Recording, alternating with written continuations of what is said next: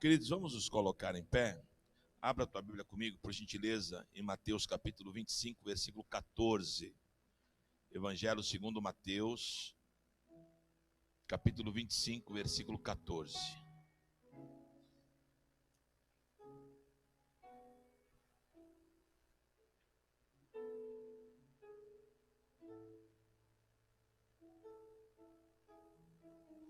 Todo mundo achou? Está na tela aí também, diz assim, ó.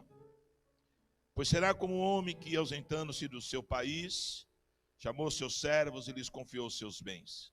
A um deu 5 talentos, a outro 2 e a outro 1. Cada um segundo a sua própria capacidade. E então partiu. O que recebera 5 talentos, saiu imediatamente a negociar com eles e ganhou outros 5. Do mesmo modo, o que recebera 2 ganhou outros 2. Mas o que recebera 1, saindo, abriu uma cova e escondeu o dinheiro do seu senhor. Depois de muito tempo, voltou o senhor daqueles servos e ajustou conta com eles. Então, aproximando-se do que recebera 5 talentos, entregou outros 5, dizendo: Senhor, confiaste-me 5 talentos, eis aqui outros 5 talentos que ganhei. Disse-lhe o Senhor: muito bom, servo, bom e fiel. Foste fiel no pouco, e sobre o muito eu te colocarei. Entra no gozo do seu Senhor.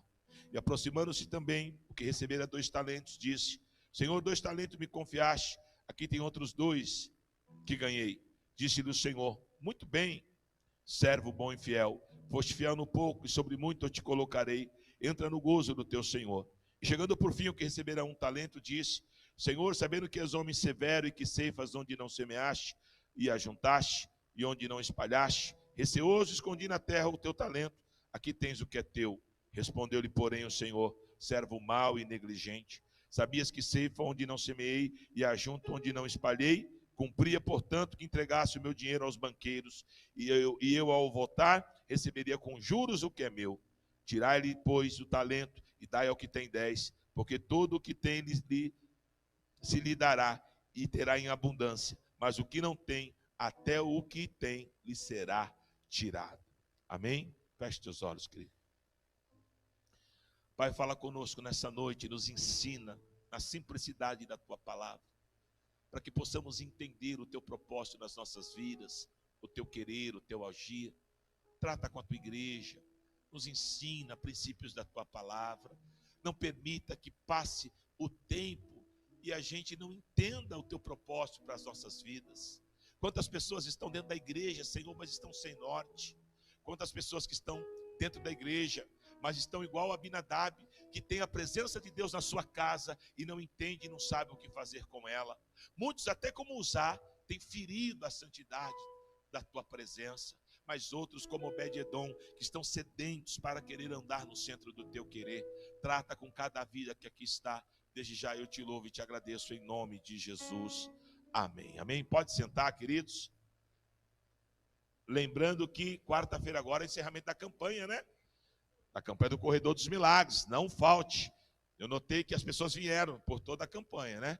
Aí não pode, né, irmão? No último dia, no dia de pôr a mão na bênção, você não vem?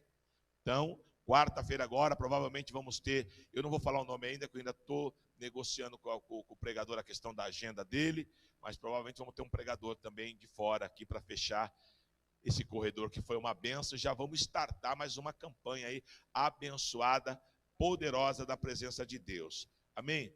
Bispo, por que faz campanha? Nós somos uma igreja campanheira? Não. É que quando você tem propósito, fica mais fácil para buscar. Sabia disso? Né? Às vezes, é igual o camarada que sai para procurar emprego. Tem 2 tipos de pessoas que saem para procurar emprego. Aquele que já tem algo engatilhado e ele sai motivado, pastor Anderson. Ele sai, hoje vou fazer aquela entrevista tal. E aquele que sai, porque tem a cobrança da família, mas ele sai sem norte. É ruim, hein?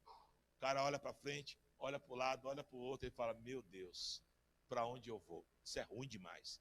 Então a campanha ela só nos norteia, ela nos dá um propósito, um foco, e aí fica melhor para a gente buscar a face de Deus, tá bom? Queridos, eu queria falar aqui sobre algumas ações que Satanás, ele infelizmente coloca sobre a igreja, destoa a visão da igreja, e que muito crente cai nessas mentiras. Por exemplo, nós entendemos que E é muito comum você ouvir isso na igreja, às vezes, conversando com alguns irmãos. Alguns irmãos, eles acham assim: eu não tenho responsabilidade com o evangelho. Eu sou crente, sou salvo, sou membro da igreja, venho, cultuo, vou embora. Eu acho que esse é o meu papel e está bom demais. E hoje eu preguei uma outra mensagem, uma outra linha, uma outra coisa. Eu falei um pouco sobre isso, sobre que é uma ideia errada, querido. Por quê?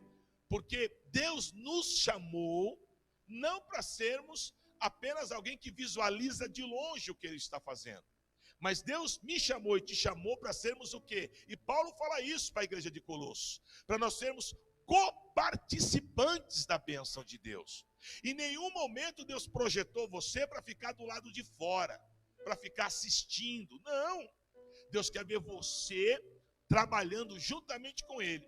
Eu quero tipificar isso naquele moço da mão ressequida, que estava lá dentro do cenáculo, né? A Bíblia fala que ele estava lá para um culto, e a forma que o cenáculo era igual uma ferradura. Ao contrário daqui, que o pastor fica no altar e o povo embaixo, né? Naquela época, quando entrava no templo, como é que era o templo? Ele era como uma ferradura, o pregador ficava embaixo e o povo ficava meio que nas arquibancadas. Aquele moço da mão ressequida estava ali meio escondido e com medo de ser notado. E o Senhor, tentando fazer ele um coparticipante da bênção, o que o Senhor faz? O Senhor o chama. Só para você, eu vou denotar para você entender. O Senhor traz ele da arquibancada, traz ele para o meio do templo, e ali o Senhor executa a cura. Então ele estava ali como um mero espectador, só vendo o que estava acontecendo. E o Senhor muda a condição dele, de alguém que estava vendo para um coparticipante. O Senhor traz ele para o centro do templo, no meio da ferradura, e libera a cura sobre ele. Nós não fomos chamados para ficar assistindo, nós somos coparticipantes. Esse texto ele é rico em informações, é um texto pequeno, mas tem muita revelação de Deus aqui, tem muita coisa aqui que Deus quer nos ensinar. Por exemplo, às vezes nós achamos que o tamanho do meu ministério determina quem eu sou. Mentira. Há um propósito naquilo que Deus dá como talento. Amém? É proposital. Tem gente que Deus vai dar uma igreja para ele de 10 mil membros. Para outro, Deus vai dar uma igreja de 50 membros. A pergunta é: diante de Deus, difere alguma coisa? O que vai trazer a diferença? O acerto, a prestação de conta. Às vezes nós achamos que porque temos mais, somos melhores. Não, querido. O que Deus quer de mim e de você é resultado. O que Deus quer de mim e de você é frutos. Por exemplo, somos assim, muito abertos e enfáticos na questão dos dons do Espírito, e temos que ser.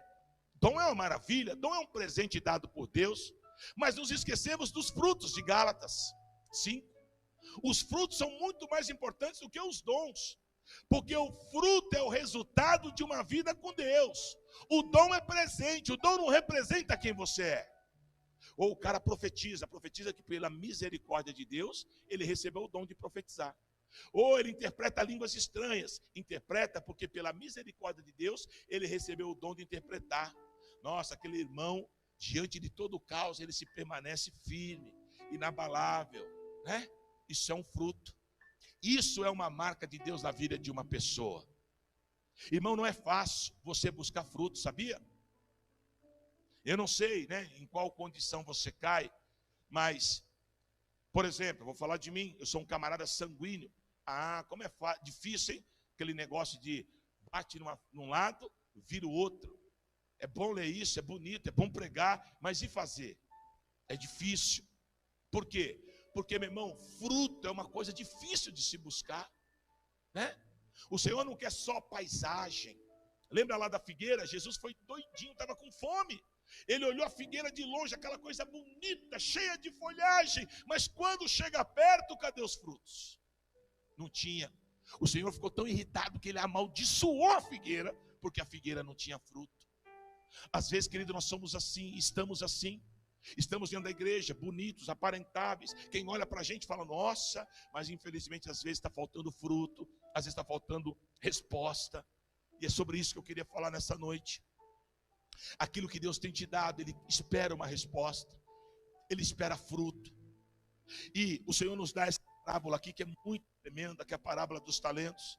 O Senhor fala de 3 pessoas. A Bíblia diz que ele deu 5 talentos. A outro, deixa eu só pegar aqui direitinho para mim não falar errado. Espera um pouquinho. Está aqui, ó. Isso mesmo. A um deu 5, a outro 2 e a outro 1. Preste atenção que a quantidade de talentos não diferenciou nenhum dos 3. Esse homem que a Bíblia fala que dá os talentos e vai para um outro país, ele tipifica Deus, que deu talento para mim e deu talento para você. Esses 3 homens representam as 3 classes de pessoas que tem dentro da igreja.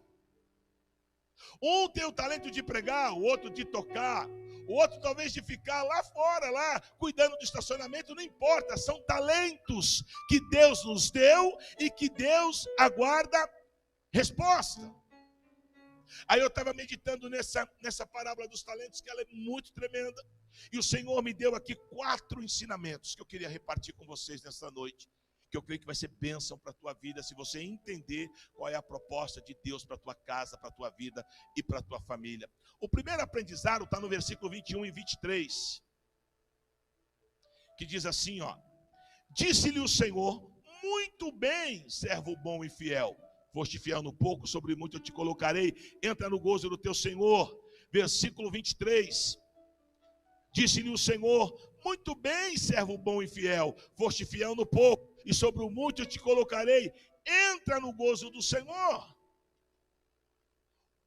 Os 2 homens, que um recebeu 5 e o outro 2, e que multiplicou, receberam os parabéns do Senhor. Receberam uma porção dobrada do Senhor. O Senhor se alegrou com eles. Por quê? Porque havia uma ordem da parte do Senhor. Irmão, sempre quando eu leio esse texto, eu confesso que eu fico até meio temeroso, porque há uma ordem de Deus para mim e para a tua vida. E qual é a ordem, bispo? Multiplicação. Deus não quer que o tesouro dele morra em você, mas Ele quer que o tesouro que Ele colocou nesse vaso de barro, que é você, que sou eu, se multiplique. Todas as vezes que eu falo de Jesus para uma pessoa, todas as vezes que eu ganho alguém para Jesus, eu estou multiplicando o talento que Deus me deu. Quantas pessoas estão dentro da igreja e o talento está morrendo aí? Você está sucumbindo à presença de Deus, você está sucumbindo o querer de Deus dentro de você. Por quê? Porque simplesmente você parou, simplesmente você acha que você não tem obrigação nenhuma. Espera um pouquinho, querido, você está aqui porque alguém transferiu esse talento para você. Sabia disso? Irmão, pelo menos eu não conheci ninguém que estava lá um dia e falou, vou ser crente. Eu não conheço. Em toda regra tem sua exceção, você pode conhecer. Todas as pessoas que eu conheço, inclusive eu, estou aqui porque um dia alguém transferiu esse talento para mim. Porque um dia alguém falou do amor de Cristo para mim. Porque um dia alguém se preocupou com o meu estado, com a minha condição e falou do amor de Cristo. Hoje nós não ouvimos mais o povo falar de Jesus. Você vai no cabeleireiro, o cara é crente, a mulher é crente, ao invés de falar de Jesus, fica fofocando, falando besteira que não agrega. Lá na faculdade, ao invés do jovem que é crente falar do amor de Cristo, não, ele entra na rodinha e começa a fumar narguilha com a rapaziada. Esse é o evangelho que nós vemos hoje. Está errado, querido. Nós somos aqueles que fomos chamados para transferir o talento que Deus colocou sobre nós. Porque quando eu transfiro debaixo da ordem da multiplicação, Deus vai se alegrar. Esses 2 moços, um com 5, outro com 2, que multiplicaram, trouxe alegria ao coração de Deus. Eu quero deixar uma palavra liberada sobre a tua vida. Deus quer se alegrar com você, querido. Então comece a multiplicar o que Deus tem colocado nas tuas mãos. Comece a falar do amor de Cristo. Para de se preocupar com coisas. Se preocupe com vidas. Há milhares de vidas perecendo. E o Senhor quer levantar uma igreja marcada e cheia do poder do Espírito Santo para transferir talentos, para transferir o que Deus colocou sobre a tua vida. Eu posso olhar também esse talento por uma outra ótica, por uma outra perspectiva. Por exemplo, nós por um bom tempo passamos a ser uma luta aqui no que tange o nosso infantil. Nós, por característica, desde do prédio antigo, o nosso infantil sempre foi muito cheio. No outro prédio que nós tínhamos lá, a Lu era a pastora do infantil, tinha vezes que acabava o culto, a pastora Luciana, ela vinha desesperada falar com a gente: bispo, eu não tenho mais onde pôr criança, eu não sei mais o que fazer. Desespero. Mudamos para cá, você pode ver lá em cima que há sala para cada faixa etária. E tem cultos assim, agora deu uma desafogada, porque a gente abriu várias igrejas e o povo daqui a gente mandou para as outras igrejas. Mas aqui também as salas estavam todas lotadas. E às vezes a pastora Malu me procurava e falava: bispo, eu não sei o que fazer, como lidar com esse monte de criança, avisa na igreja se tem alguém que quer trabalhar, papapá. Aí às vezes eu falava. Só que às vezes no corredor da igreja, conversando com um, com o outro, aquele bate-papo, sabe? Ô, querida, como é que vai? Tudo bem? Você é nova na igreja? Não, já estou um tempo aqui, bispo. Glória a Deus, e papo vai, papo vem. Você faz o que da vida? Eu sou pedagoga. E você? Eu sou professora de escola infantil. E você? E aí, às vezes, dependendo da abertura, eu falava: mas, por que você não ajuda aqui na hora? Aqui, eu já trabalho com criança a semana inteira, eu não aguento. Espera um pouquinho, querido. Eu vejo dessa forma: trabalhar com criança é dom. Eu não conseguiria ficar, acho que um culto no meio desse monte de criança aí. Eu não conseguiria. Eu não tenho esse dom. Isso é dom. Às vezes eu vou lá em cima, eu vejo a criançada agitada, as tias mó tranquilona, vai aqui, vai ali, ensina e tal. Resumindo, foi um tempo muito difícil. Hoje, nós estamos vivendo um tempo aqui maravilhoso no nosso departamento infantil. Mas por quê? Porque tem uma estrutura. Hoje eu tenho acho que 2 ou 3 pedagogas no infantil. Hoje eu tenho uma pastora lá que é top, que tem a gestão. A coisa começou a caminhar, por quê? Porque cada pessoa dessas que eu estou falando resolveu usar o seu talento em prol do reino de Deus. Cadê o teu talento, querido? Eu não sei fazer nada. Não, Deus não é capaz de pôr alguém na terra que não faça nada. Se nós somos imagem e semelhança de Deus, nós nascemos para dar certo, para fazer o certo. Com certeza você tem talento. Amém? Todo mundo tem talento na igreja. Um louva, um canta, outro tem facilidade para pregar, outro tem facilidade para ensinar. O outro, às vezes, é policial, pode ser segurança na igreja. O outro é... Todo mundo tem o seu talento. O que não pode é eu pegar o que Deus me deu e enterrar. Faço para tudo e para todos, mas quando é para o reino de Deus, eu não faço. Não. Em nome de Jesus, Deus vai multiplicar os teus talentos. Amém? Irmão, igreja tem de tudo, eu estou falando sério. Igreja tem aquelas irmãs, aqui na igreja tem, que é ungida na cozinha. Traga os pregadores de fora para pregar aqui, os caras ficam doidos com a comida. Falam: meu Deus, ô comida boa. É a irmã que tem o talento. Amém? Nós temos algumas boleiras aqui, ó. A Débora é boleira, faz bolo, faz docinho, essas coisas. Pensa numa mão ungida, é dom, né? Vai lá, Luciana, fazer um bolo. Cancela, né, Lu? O bolo vai crescer para cima e cresce para baixo, né? É dom, irmão, é dom. A gente precisa pegar o dom que Deus nos deu e colocar em prol da obra. Porque isso não é facultativo, isso é uma ordem, é imperativo. O dono da seara nos deixou o talento para que a gente possa fazer e realizar. Amém? Segundo aprendizado, versículo 18. Mas o que receberá saindo, abriu uma cova e escondeu o dinheiro do seu senhor. Amém? Quantas pessoas estão dentro da igreja que estão enterrando aquilo que Deus te deu? Quantas pessoas que preferem ficar na zona de conforto? Só que quem fica na zona de conforto não vive bênção. Evangelho segundo Mateus capítulo 14, quando Pedro é chamado por Cristo para andar por sobre as águas. Que testemunho, hein? Lá no céu hoje eu fico imaginando ele e Moisés, os dois ali, e todo mundo sentado do lado e perguntando: Moisés, como é que foi você levantar o bordão e o mar abrir? Pedro, como é que foi andar por sobre as águas? Eu acho que Pedro respondeu: foi simples, eu só não enterrei o meu talento. Eu cria que Deus, que a palavra do Senhor era poderosa e que não voltava vazia. E aquela palavra foi como um tapete para mim. E em cima dela eu fui andando. Por que eu estou te falando isso? Porque só Pedro saiu andando por sobre as águas. O resto dos discípulos ficaram aonde? No conforto e na segurança do barco. Às vezes é muito mais fácil eu estar na igreja e ficar na segurança do barco. Ou vamos fazer um evangelismo, mas eu não quero me envolver não, prefiro ficar na minha. Ó, a igreja está precisando de voluntário. Ah, eu não quero fazer. Quando eu quero fazer, é assim. Eu vou ser voluntário na igreja. Quantos cultos tem no mês? Ah, tem 10. Eu vou vir em meio. Pode ser meio período? Um só e meio, né? Então, é de qualquer jeito. Não, não, não. Tem talento aí, irmão. Todos vocês têm talento. Escuta o que o bispo está dizendo, porque isso vai acontecer. Daqui a pouco eu vou discorrer sobre isso.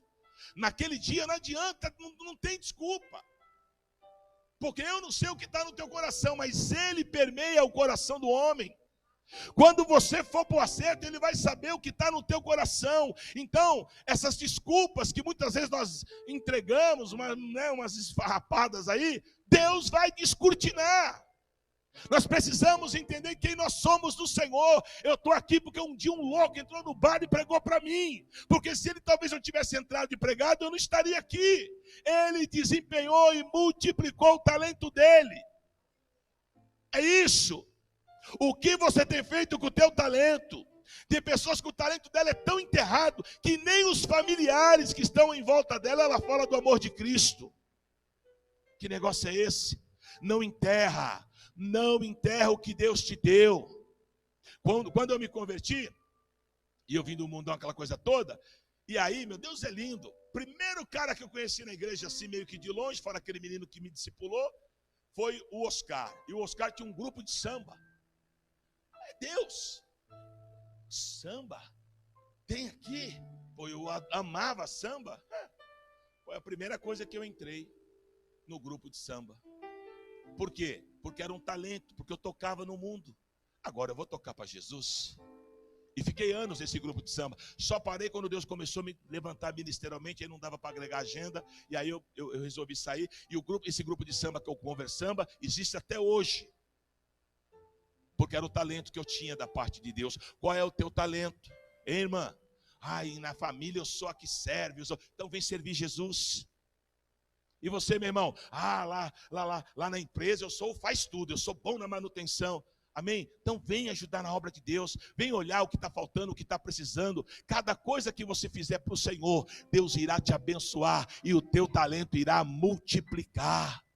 A igreja somos nós. A gente tem uma ideia destoada aqui. Não, igreja é com o pastor, igreja é com o obreiro. Não, a igreja somos nós. Aleluia. Louvado seja Deus. A esposa do pastor Luiz, a pastora Malu, ela chegou na igreja num dia de jantar. Nunca tinha visto aquela menina aqui. E eu lembro que ela entrou de fininho. Ela entrou assim, para o jantar. Pagou lá o convitinho dela e sentou. Daqui a pouco você olha na mesa, cadê a menina? Não está. Quando eu olho, a menina já está servindo. Achei estranho, a menina entrou hoje na igreja e sempre foi assim. Está aí, hoje é pastora da casa do Senhor. Quem quer, faz. Como diria lá o Sodré lá, né? Quem sabe faz a hora, não espera acontecer. Quem quer põe a mão no arado, querido. Quem quer se desperta. Preguei hoje sobre Isaías 6, sobre o chamado de Isaías. E finalizando lá, acho que no versículo 8, Isaías fala: eis-me aqui, envia-me a mim.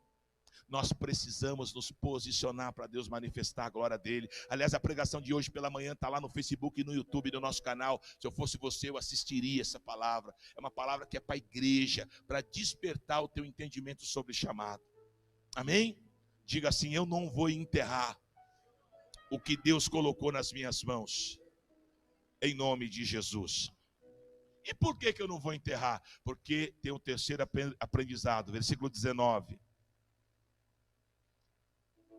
Depois de muito tempo, voltou o Senhor daqueles servos e ajustou conta com eles. Nós temos que prestar conta, irmão. E nessa conta, eu tenho que mostrar para o Senhor que aquilo que Ele me deu foi transfigurado em vidas, foi transfigurado em bênçãos. O que você tem? Responda para você mesmo.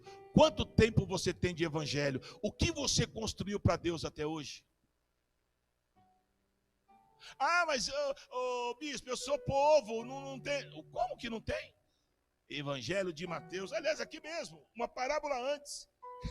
Capítulo 25, a parábola das virgens. No dia do acerto das bodas, o que aconteceu com aquelas que eram nécias? Que faltou a presença de Deus tipificada no azeite. Foram comprar. que é o que nós vemos hoje, milhares de pessoas querendo comprar bênção dentro da igreja. E em igreja não se compra bênção, a bênção é de graça. Mas quem está preparado está na torre. A lâmpada está acesa, tem óleo de sobra, tem muita presença do Espírito Santo de Deus. E aí o Senhor da obra chama, e aí quem está preparado entra para as bodas. Depois do tempo chega as dessas, ficam batendo e querendo entrar, mas passou a hora, passou o momento, acabou. E aí, como é que vai ser a prestação de conta com você, querido? Cadê os talentos? Cadê a multiplicação? Cadê o azeite? Cadê a unção? Cadê a presença do Espírito de Deus? Sabe o que eu vejo a cada ano que passa? A igreja, no sentido macro da coisa, não só Betesda, no sentido macro, a igreja vai se definhando, as pessoas vão se humanizando no que tange o espiritual, as pessoas estão distantes de Deus, as pessoas estão dependendo mais de um cara que estudou lá oratória, que estudou linguística, que vem aqui, que é um coach, que fala bonito, que coloca na tua mente como você vai ganhar dinheiro, como você vai crescer e prosperar, e o povo da igreja fica, aleluia, glórias a Deus. Irmão, limpa isso na tua mente, você precisa do evangelho genuíno, do evangelho que te leva para o céu. É isso que nós precisamos, da palavra de Deus. Queremos escutar conversa bonita, com uma vida toda desregrada, toda suja, toda podre. Não, você precisa de caráter na presença de Deus. Amém? Porque aquele dia vai ser cruel, hein?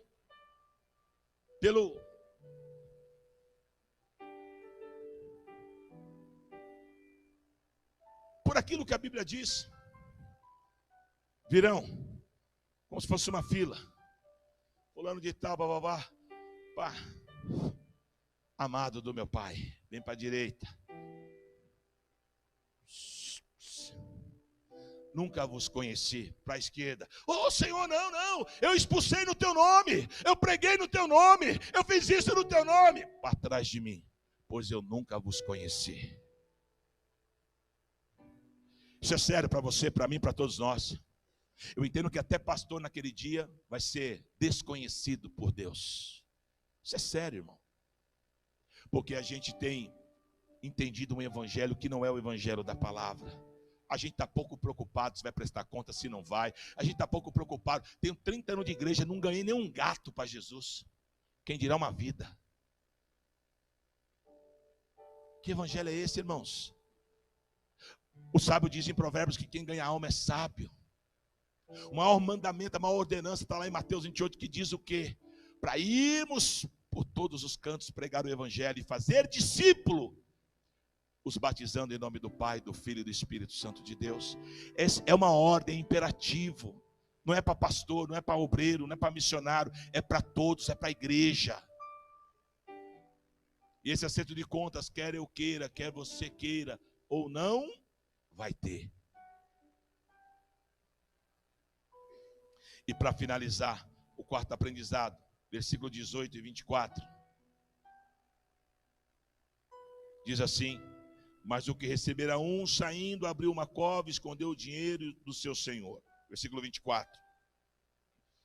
Chegando por fim o que recebera um talento, disse: Senhor, sabendo que és homem severo e que ceifas onde não semeaste e ajuntas onde não espalhaste, receoso escondi na terra o teu talento. Aqui tens o que é teu. Versículo 26. Respondeu-lhe, porém, o Senhor: servo mau e negligente, sabias que ceifa onde não semeei e ajunta onde não espalhei? Cumpria, portanto, que entregasse o meu dinheiro aos banqueiros, e eu, ao voltar, receberia com juros o que é meu. Quarto aprendizado: eu preciso conhecer o Senhor. E quando eu preparei essa palavra junto com a de manhã, são coisas distintas, mas eu vejo a maravilha do trabalho de Deus nisso. Deus trabalha numa mesma linha. De manhã eu falei sobre conhecer, falei sobre chamado. E um dos fatores que leva você a ser uma bênção na mão de Deus é você conhecer quem é Deus. Falei sobre Isaías capítulo 6, versículo 1, que a primeira coisa quando Deus chamou Isaías foi mostrar para Isaías o trono que se movia, o Shekinah de glória, os serafins. Deus mostrou a sua deidade. Deus mostrou que o seu altar era cheio de poder.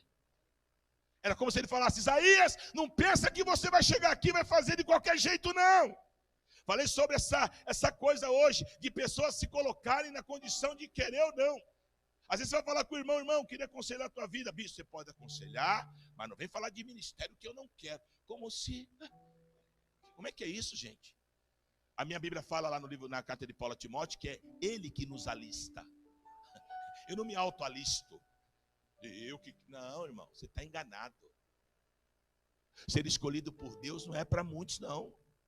Conta-se nos dedos, é para pessoas que ele chama pelo nome. Então esse camarada aqui, sabe por que ele escondeu o talento? Olha a visão que ele tinha do Senhor.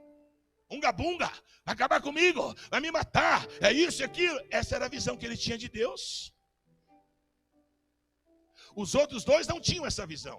Os outros dois sabiam que o Deus a qual eles serviam era um Deus justo, era um Deus de amor, mas também era um Deus de correção. Nós, igreja, entendemos um Deus, ou visualizamos um Deus que parece que é obrigado a engolir tudo que eu falo, tudo que eu penso, tudo que eu entendo, por ser certo. Não, não, não, não. Ele é Deus, eu sou povo, você é povo. Então, querido, eu não sei qual é o Deus que você visualiza na tua mente, mas o Deus que eu visualizo é um Deus que fica claro aqui. Primeiro, que se alegra quando eu faço a obra dele de forma correta. Amém? Deus não se alegra quando você simplesmente apresenta uma cadeira alinhadinha. Olha, estou fazendo a obra. Isso é bom, glória a Deus, aleluia. Mas a alegria do Senhor é quando você fala: está aqui, Senhor, essa vida era destruída, drogada, arrebentada, acabada. Eu ganhei ela para Jesus, eu estou cuidando dela, Senhor. Me dá graça, me dá sabedoria. Isso alegra o coração do homem. A minha Bíblia, a tua Bíblia diz que quando uma alma aceita Jesus, há festa nos céus. Mas a gente está perdendo esse evangelho. Ô, irmão, você sabe o que é ganhar uma vida, pastor Edson? Uma vida que às vezes está já com o passaporte carimbado para ir para o inferno. Você vai lá e saqueia, tira ela e dá um novo rumo para a vida dela. E agora ela vai para o céu. Isso é maravilhoso, isso é tremendo. Porque nós mesmos, nós não somos nada. Falei aqui hoje pela manhã um testemunho. A gente vive num país onde é uma coisa louca, irmão. Um quer ser melhor do que o outro. O que tem mais quer subjugar o outro que tem menos. É uma coisa assim. Eu sou brasileiro, veio o japonês aqui, então eu quero desdenhar do japonês, sabe? Essas coisas que a gente vê aí. E eu fui esses dias num enterro. E como a pessoa morreu e ela estava em outro lugar, outro estado, e demorou muito para transicionar, mesmo tendo todo aquele trabalho com especiaria, para o cara não exalar mau cheiro. Mas é incrível, não tem como, o cheiro exala. E ali Deus falou comigo: nós somos isso, vocês são isso, o homem é isso. E o mais tremendo, não importa o que você tem de dinheiro ou de recurso, se é milionário, se é pobre, se é negro, se é branco, se é amarelo, se é roxo, não importa. A nossa carcaça, isso aqui não serve para nada. O que serve aqui é o que está dentro de mim, o que está dentro de você, que é o que Jesus quer trazer para ele. É só isso. E nós nos achamos, né? Quantas pessoas são arrogantes, porque eu tenho, você tem o quê? Você não tem nada. Ele tem tudo. Ele é o portador da vida. Somente nele há salvação.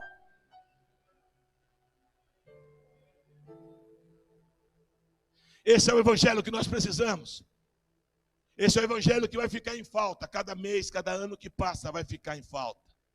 O evangelho que nós cremos agora é o evangelho da teologia liberal. O homem, preste atenção, a teologia liberal, a base dela é que nem tudo que está aqui ou nem tudo que está aqui é uma verdade. Como é que é isso? Eu tinha um professor de teologia de uma matéria chamada História de Israel. E um dia, por curiosidade, eu perguntei para ele. Eu sabia que ele era pastor. Aí eu perguntei: professor tal, o senhor é pastor de qual igreja? Ele falou tal. Aí eu fiz uma pergunta em seguida para ele. Ele me respondeu assim: olha, filho, na verdade, nem eu sei se eu creio nisso. Eu lembro que foi a mesma coisa que eu tomar um soco. Eu falei, meu Deus, eu estou aqui para aprender ou estou aqui para desaprender? Depois eu fui saber que ele era adepto da teologia liberal. Ele era alguém que cria no liberalismo. Não, meu irmão. Aqui na Bethesda, nós somos uma igreja cristocêntrica. Aqui está aqui nós cremos, não está aqui nós não cremos. Aqui é a palavra de Deus, que diante dela, ó, todos nós vamos nos prostrar. Porque é aqui que tem palavra de vida. Então, meu irmão, em nome de Jesus, que o Espírito Santo te ajude. Que até o final da tua vida você não abra mão do evangelho genuíno de Cristo. E quando as pessoas vierem com jeitinho, corre. Diga para ela, Jesus Cristo é o Senhor da minha vida. Fora dele não há salvação. Aleluia! Foi esse evangelho que Billy Graham pregou por todos os dias da sua vida e ganhou milhares e milhares e milhares e milhares de pessoas. Que Deus levante na nossa geração homens como Billy Graham, homens que pregam o evangelho genuíno e que façam a diferença. Aleluia! É isso que nós precisamos. Pegar o que Deus nos deu, o talento que Deus nos deu e multiplicarmos. Feche seus olhos, curva a tua cabeça. Oh, aleluia.